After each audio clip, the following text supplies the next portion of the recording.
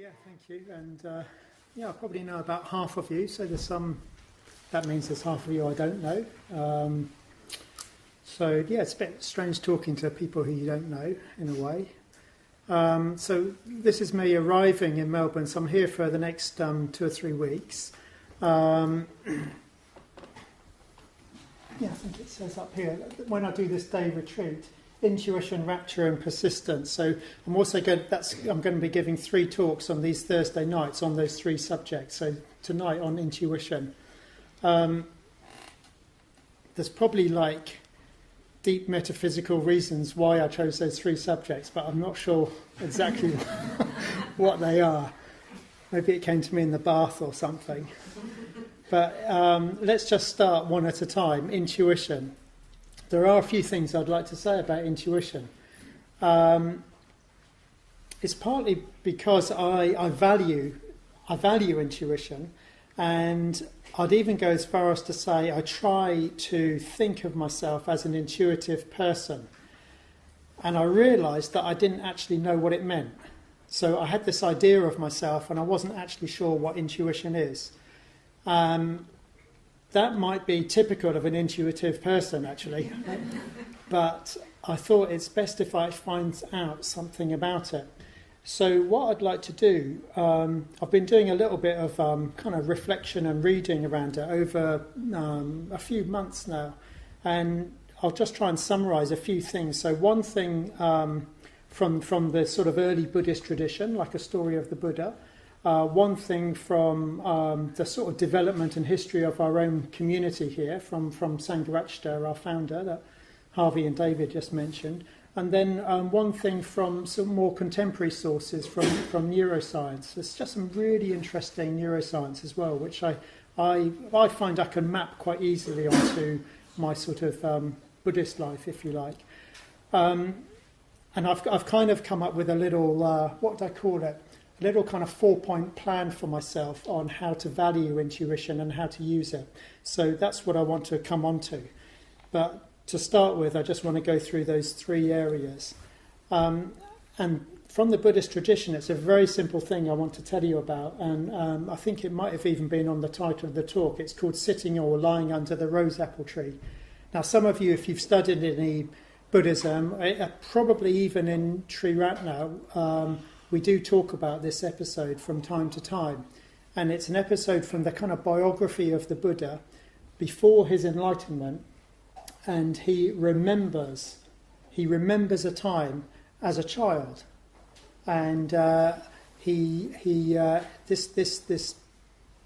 incident he remembers, or the event that he remembers, was his father was doing something like, sometimes it's described as a ploughing competition, but anyway, he's somewhere out in the fields in India, so we're in kind of northern India, and he's sitting under a tree, and he feels this incredibly deep sense of ease and peace. He felt it at that time, and now years later, he's remembering this episode, right? And it's a really important episode, and how it comes about is because we kind of, most of us probably know the story of the Buddha, like he has this deep dissatisfaction that he can't answer the question about can you overcome old age, sickness and death.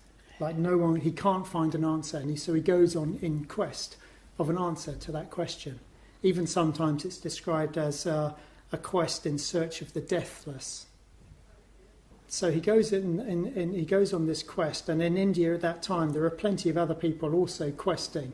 Whether they're questing for exactly the same thing or not, we don't quite know. But there is a whole kind of community, bit of a ragtag community, I think, but anyway, of different people practicing in different ways. And he basically goes looking for an answer to his question.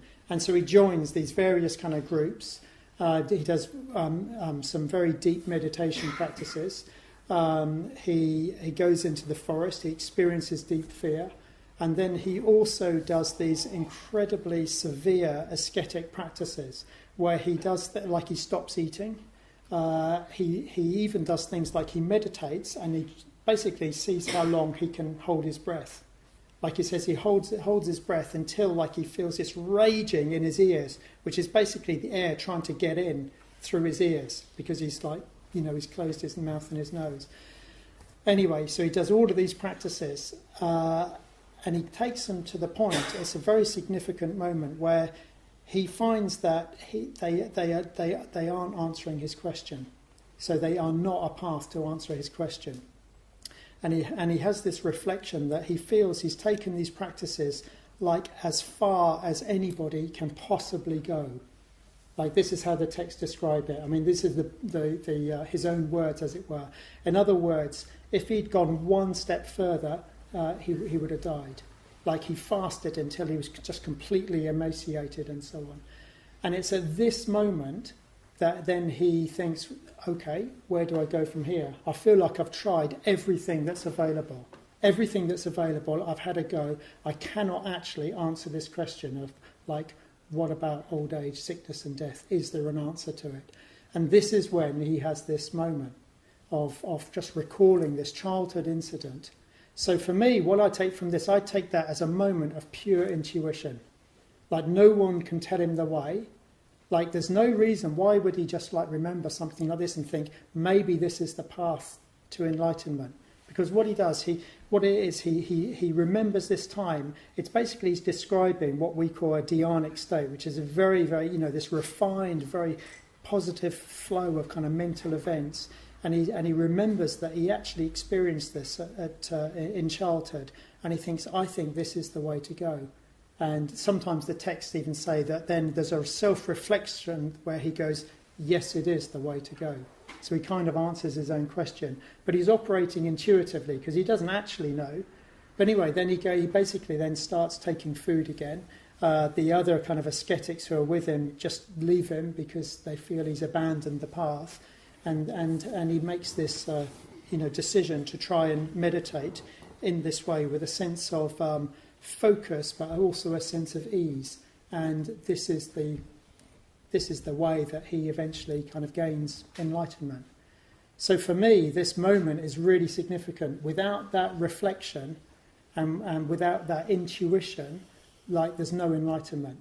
So I consider, this is maybe me slightly hyperbolic language, but for me this is a really significant, even astonishing moment in the history of human religion, if you like. It's a really astonishing moment that he decides, like there's no map. Basically, he's tried all the maps available, and now he has to just find another way. And that way was not to just keep pushing forward. It was like, okay, remember that time, remember that sense of ease. So anyway, this is my source, if you like, for in certainly in early Buddhism of what I call intuition, a moment of intuition.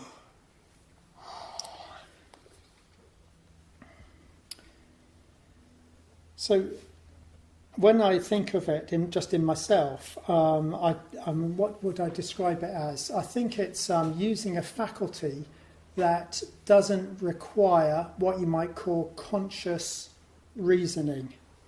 Yeah? I think that's what I mean by intuition. Like sometimes we use the word hunch, don't we? Well, I use it anyway, so maybe it's even less precise than intuition. In fact, I know people like this device here that I have, wonderful and dreadful in the same moment. This is an Apple device, and people often say about Apple devices, oh, they're really intuitive, aren't they? I don't quite know what it means, but I think it means that it works the way you would expect it to without having to think too hard about where to go next. So I think that's probably an indication of good design, but anyway, maybe people use it in a slightly different way. But it's a faculty then which is more connected, if you like, with kind of emotion and not so connected to reason and analysis. And when I say it's important in my life, I do mean that as well. Like it's something that I've come to value more and more, and I closely connect it with what we call in Buddhism Saddha or Shraddha, faith. Yeah, and faith doesn't get a very good press these days. it's seen as, well, it's often associated when people say faith and they're a little bit suspicious of it. I think what they probably mean is blind faith. And so of course there is that danger with anything that is based on belief.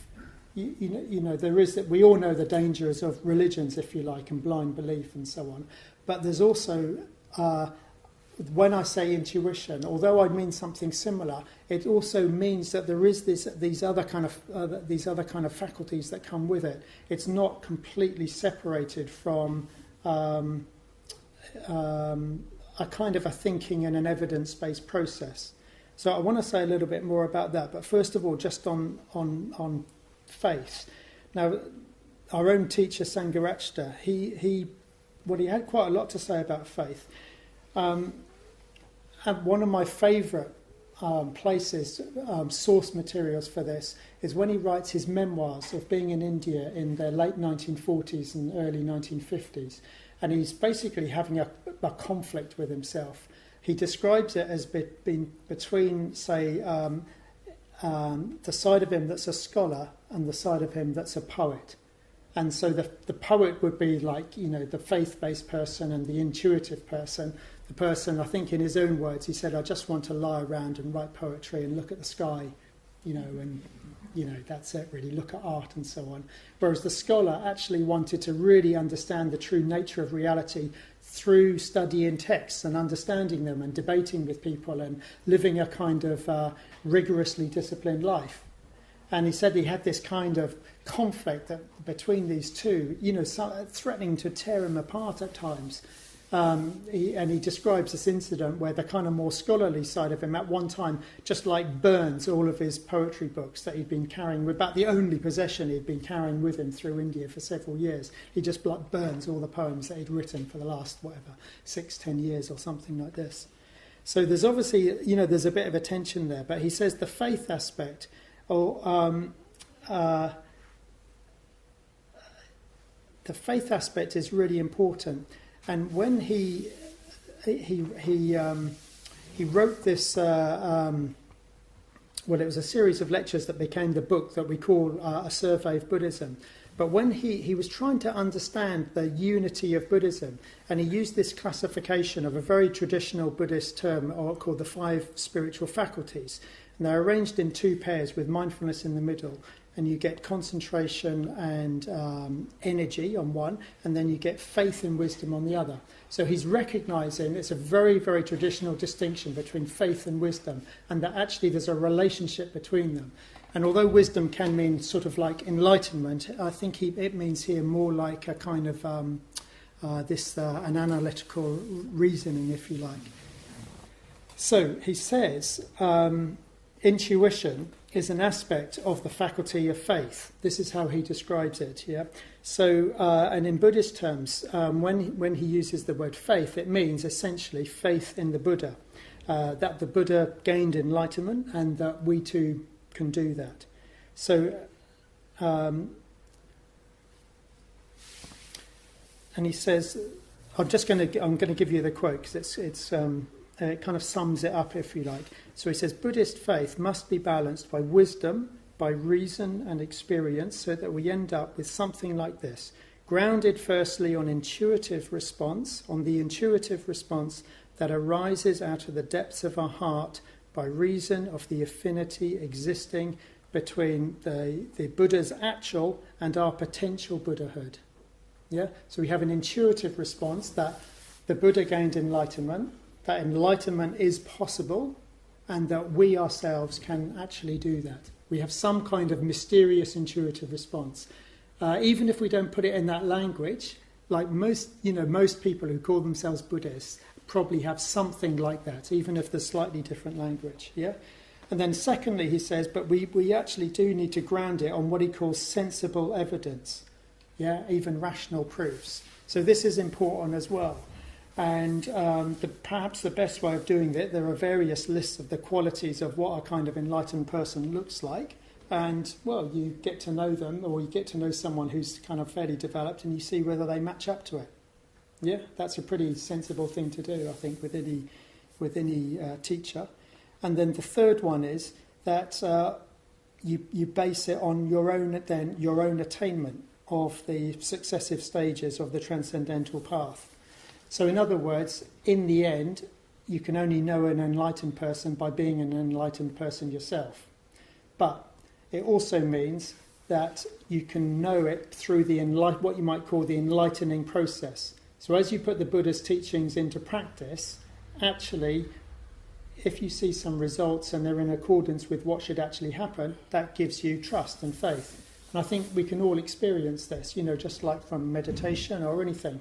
When you say, okay, mindfulness of breathing, we've just been doing that tonight. The one of the ideas or one of the values behind the mindfulness of breathing is that it makes us a bit more integrated. We just feel a bit more whole or complete. Over time, you can actually test that in your own experience. Do I feel a little bit more grounded and integrated? Same with metta bhavana. Do you actually feel a little bit less aversion, a little bit more kinder towards people? These are things that we can test in our own experience. So anyway, that comes from Sangharakshita, and that's his description of faith. And he says it's really important, but it also needs testing. And intuition is an aspect of faith, if you like. It's an aspect of it.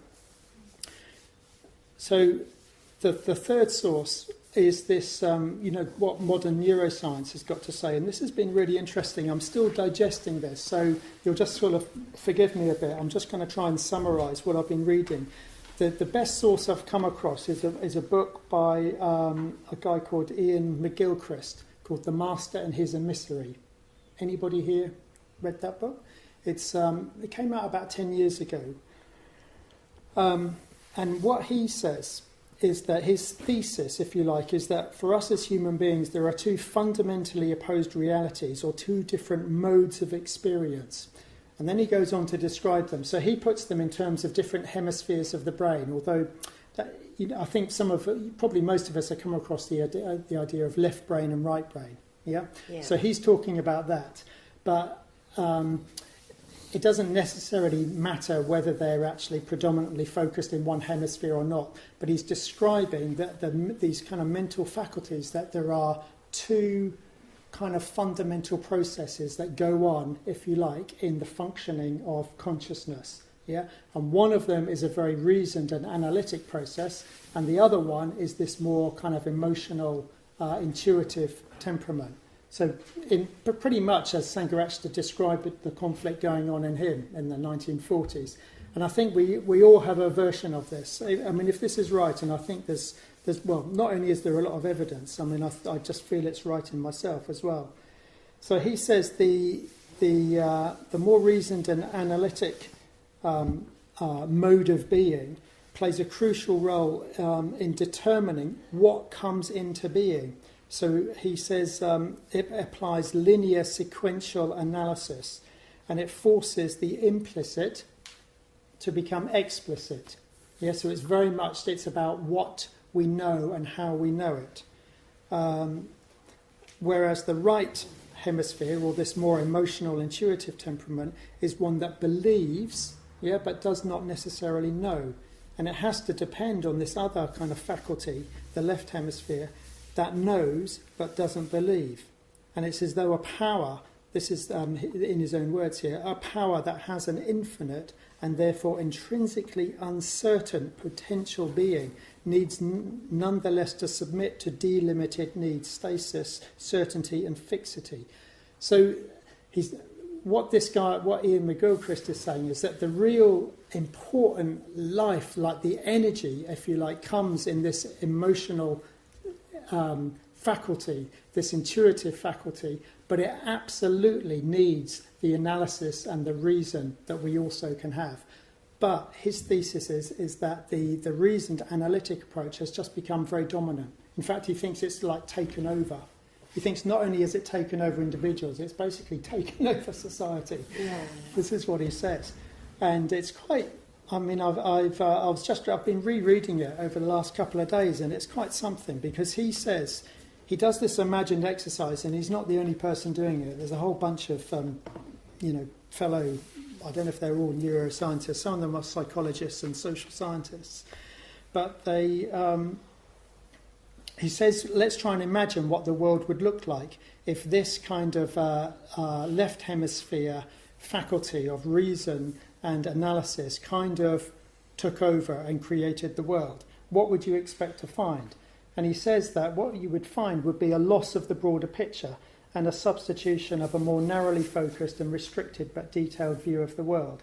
He says you would see an increasingly mechanistic, even fragmented, even decontextualized world, marked by, he says, unwarranted optimism mixed with paranoia and a feeling of emptiness.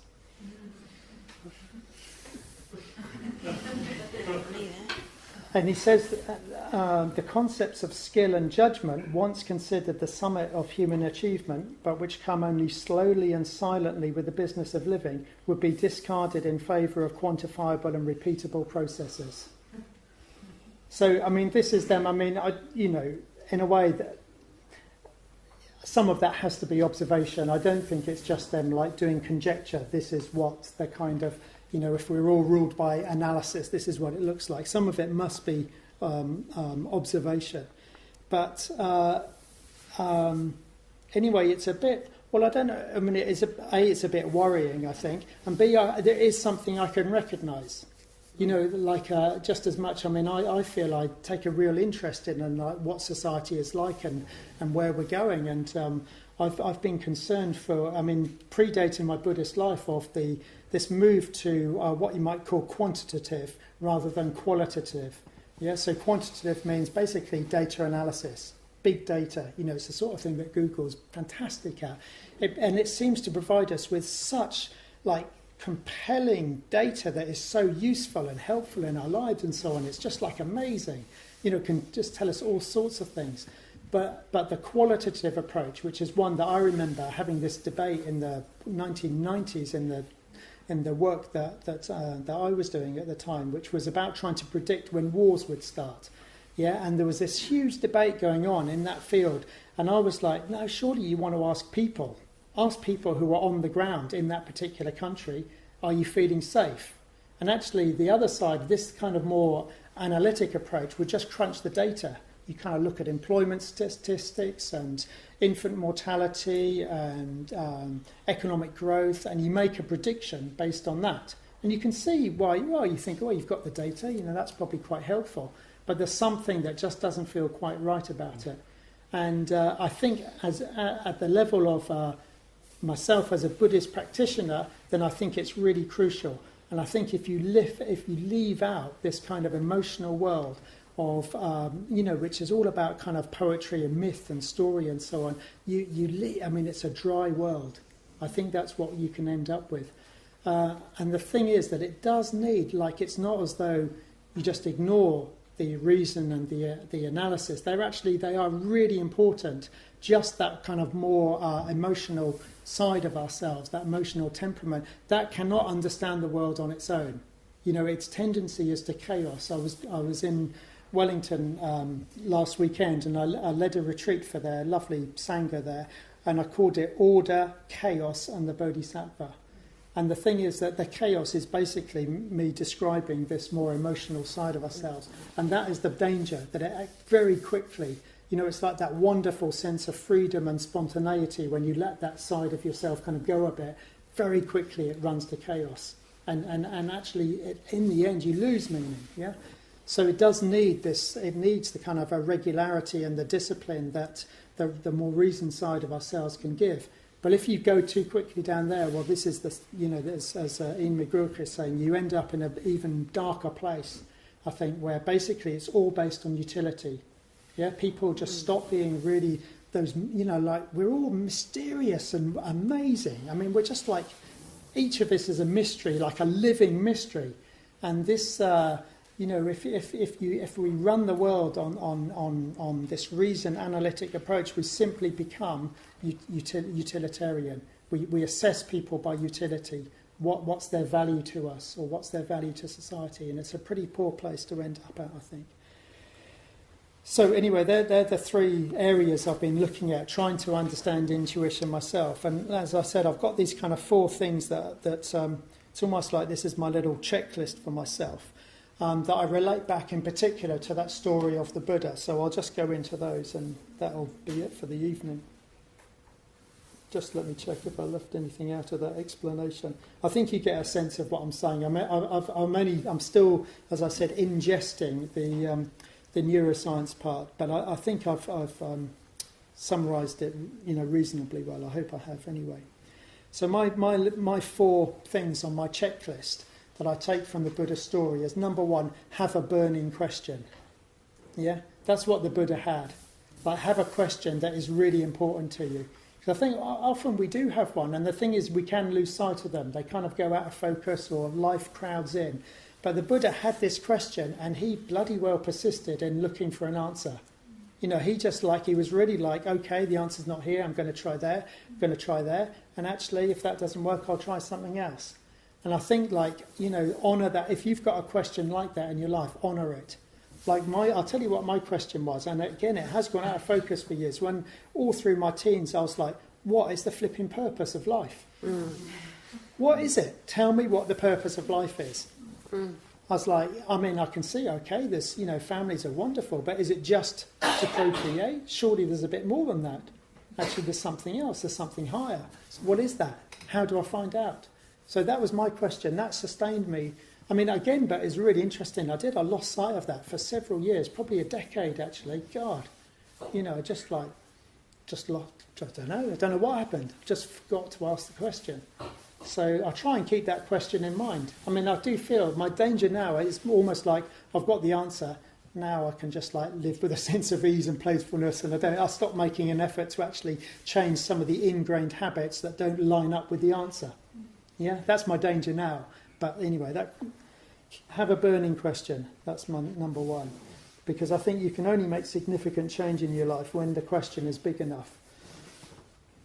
So number 2, keep the transcendental blessing of the Buddhas and Bodhisattvas in mind. So you do have to be a Buddhist to be this. I'm talking to Buddhists here. But if I was talking, say if I was talking to like a random audience, I would leave out the word Buddhas and Bodhisattvas, but I would just say, find something that seems to represent for you the mystery and wonder of the universe. Find that thing and try and make a connection with it. Yeah, that's what I would say to a whatever audience, non-Buddhist audience. Because anyway, just sticking to Buddhists. I feel that if you can keep a connection to the transcendental, and it's actually sort of try and make it like some of these actual figures, because the thing is, enlightenment is always embodied in a human being. Yeah, it's not like just an abstract thing that sort of exists somewhere. It is like it does exist in a human being. So when we have figures of Buddhas and Bodhisattvas, they are recognisably human. Yeah, they are actually a human form. And the blessing, and you can actually receive blessings from them. And why I feel this a protection, and I've said this here in Melbourne a couple of years ago, is because the forces of dissonance that can come about through trying to practice this, this union between the sort of reason and analysis and the kind of intuition and emotion, those forces of dissonance can be really great, and they can tear you apart. Just as Sangharakshita says, they almost tore him apart. And let's just as they pretty much almost tore the Buddha to be apart as well. No one wants to go that close. He was just like a hair's breadth or a finger snap away from death. That's how close he was, just trying to practice in this quite a willed way, and then flipping over to the kind of more intuitive side. But, if you can keep the blessing of the Buddhas in view, they kind of protect you to allow yourself to do this kind of complicated business of integration. And B, when you keep this connection alive, it actually allows you to get on with the business in your life and make mistakes, even fail. Yeah, because your failure of your attempt at any project, the whole of your sort of life and aspirations is not dependent on whether it succeeds or fails, actually, because you've got this kind of connection in view with something higher. So if you keep that connection alive, simply just through your imagination, I mean, we do all sorts of things in Buddhism, like chant mantras or just look at pictures or something, or even just an imaginative reflection on just like what is the transcendental. By keeping that connection alive, it protects you. It means that you can go about your life and actually have a go. Have a go and don't worry about failing. Failure is okay. What did someone tell me last week? First attempt in learning, fail. So that's okay, because in Buddhism we say, are going for refuge. Our going for refuge is not dependent on the success or failure of any particular activity here on this earth. Yeah, it's actually, you keep that connection to the transcendental and you're protected by it. The third one, just to contextualise this into the story. So the Buddha obviously didn't have that, and I think it, almost became a cropper because of it. The Buddha did not have the protective blessings of another Buddha. Like, he was basically way out there on his own. But after the Buddha's enlightenment, the first thing he did was look around and think, who do I revere? Just like, who do I revere? Because he could see that faculty is a vital human faculty. It's like to have something that is higher than yourself. Otherwise you get into all sorts of egoic problems. It's very hard to go beyond the ego if there's nothing that you feel is above you. So third one, following your intuition allows you to go off-piste for a while. Now, off-piste is a skiing term, yes? Meaning like move away from the established track. Yeah, it's often associated when we use it like this. Off-piste means can like have fun or be a bit freer and spontaneous and so on. But following your intuition can allow you to do that. And I think this is really important. There are dangers, in going kind of off the established path, as it were. But I think in the end, there can also be something incredibly important about it. And I think it can be like this intuitive faculty erupting. Like, I think this, a sort of a way of practicing basically any skill. It does require some consistency and discipline and regularity. But I think at times it means maybe you just forget. You kind of have to like try a different way. Not everyone needs to practice like this, but I think many people do. And certainly I've given myself permission just to like go off-piste, as it were. Just like let all my established kind of good habits, if you like, just disappear for a while, or just try something else. And sometimes another thing that can happen is that you've got this feeling that you're not quite doing the right thing. And when you change, you think that therefore you have to reject what you've been doing thus far. Yeah? And I'd like to say, no, I don't think it necessarily means that. I think when there's some like significant change happens in your life, and it seems to be taking you away from everything that you feel has been important to you and sensible, if you like, it can feel like, oh my God, all of that was just rubbish, or it was worthless, or why was I doing that? Have I just wasted these years? But I don't really think it's like that. I think it could be an eruption of this intuitive faculty that is just like saying you just need to change something, just need to shift. It may be that you can go back again, or it may be that some new path opens up. So I know this is a little bit, how would you say, it's slightly dangerous territory. And what I always say, this is advice to myself and anybody else who's contemplating making really significant change in their life that looks a bit unorthodox. I just say, be bloody careful of the habits you set up in those new phases. Yeah, pay really careful attention to the habits you put in place if you're having a phase of your life that looks a bit kind of strange or creative, let's say, because so that you can pull it back if you need to. Basically, the kind of trajectory of your life.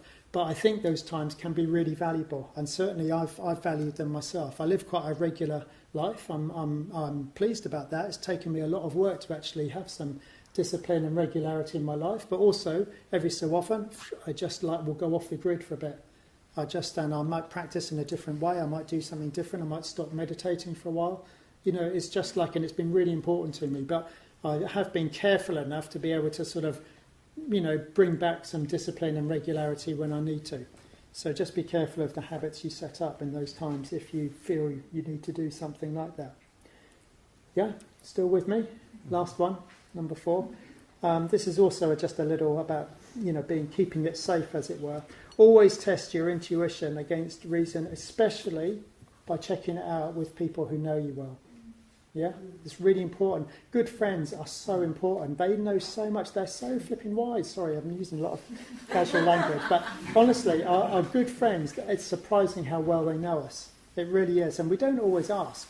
I mean, we're quite good at this in Triratna, actually. But even here, we don't necessarily ask.